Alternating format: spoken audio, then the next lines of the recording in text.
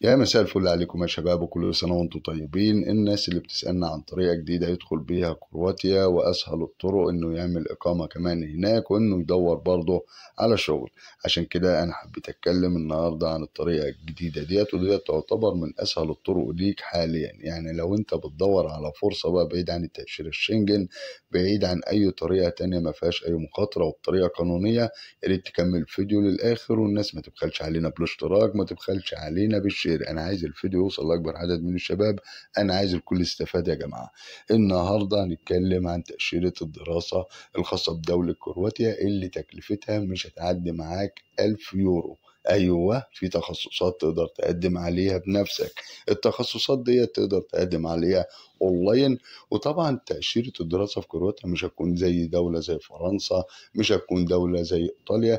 التكلفة هناك بتكون محدودة، يعني في تخصصات ما بتتعداش معاك 1000 يورو في السنة. يعني هتاخد التأشيرة وهتاخد إقامة لمدة سنة هناك، وتقدر تشتغل كمان بالتأشيرة دي. يبقى الشروط بتاعت التأشيرة ديت: أول حاجة إن أنت تكون خريج ثانوي، أول حاجة برضو إن أنت يكون معاك بكالوريوس وعايز تكمل دراستك هناك. يبقى دي أول شرط، إن أنت يكون معاك شهادة ثانوية أو معاك شهادة جامعية وعايز تكمل أي تخصص هناك، عايز تدرس تخصص هناك. وفي الأغلب ابعد عن التخصصات الطب زي الهندسة زي الطب، لأن طبعا الطب هناك أو التخصصات الكبيرة ديت بيكون تكلفتها يا جماعة بتعدي فوق 2000 يورو. لا، احنا هنبص التخصصات زي التخصصات الاجتماعية، العلوم والإدارة، الحاجات الخفيفة ديت. وأنا هسيب لكم رابط أهم الجامعات أو أرخص الجامعات في قلب كرواتيا، اللي هتسهل لك طبعا ان انت تقدم خلالها اونلاين، وهتعرفك التكلفة في كل تخصص قد ايه بالظبط. التخصصات اللي احنا بنتكلم عنها ديت اي حد يقدر طبعا يدرس فيها. يعني انت حتى لو خلصت دراستك في مجال معين وحابب ان انت تزود معرفتك، حابب ان انت تكمل دراسة هناك وتاخد شهادة من كرواتيا، تقدر تقدم على التخصصات دي.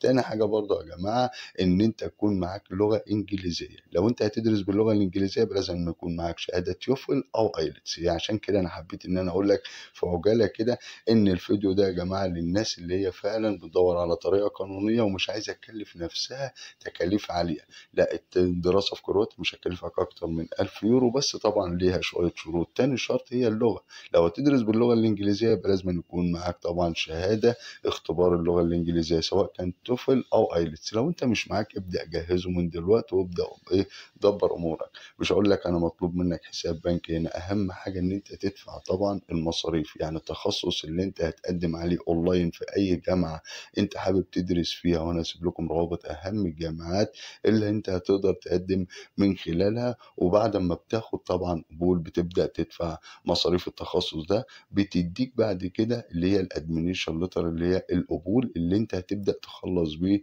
اجراءات التاشيره. ممكن يعملوا معاك مقابله اونلاين يتاكدوا طبعا من مستوى اللغة بتاعتك.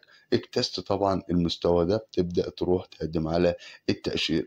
معك طبعا شوية أوراق، خطاب تحفيزي، خطاب توصية من الجامعة اللي انت دارس فيها. المهم ان كل الأوراق ديت أول ما تطلب منك من أي جامعة انت بتبدأ تجهزها. يبقى أول حاجة يكون معاك جواز سفر ساري، يكون معاك حساب بنكي يغطي مصاريف الدراسة هناك اللي انت هتدفع طبعا مصاريف دراستك او السنه الدراسيه اللي انت هتقدم فيها. معاك شهاده ايلتس او توفل.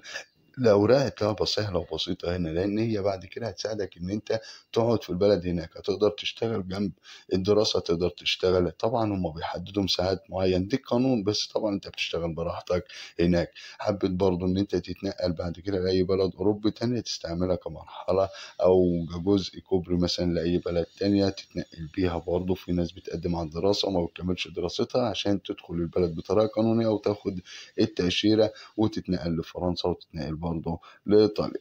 الدراسة هي طريقة كرواتيا حاليا تعتبر من الطرق السهلة، تكلفتها طبعا بسيطة. يبقى لو انت معاك الاوراق ديت انا بنصحك ان انت تبدا تقدم. طبعا هتقول لي اقدم فين؟ انا هسيب لكم روابط اهم الجامعات ديت او ارخص الجامعات ديت في قلب صندوق الوصف. شوف الجامعه، شوف متاح ليك التخصص بتاعها وتكلفه التخصص قد ايه. بتبدأ تقدم وتواصل طبعا مع الجامعة بتطلب منك أوراق. بعد كده بيطلبوا منك في حالة القبول إن أنت هتدفع بعد كده المصاريف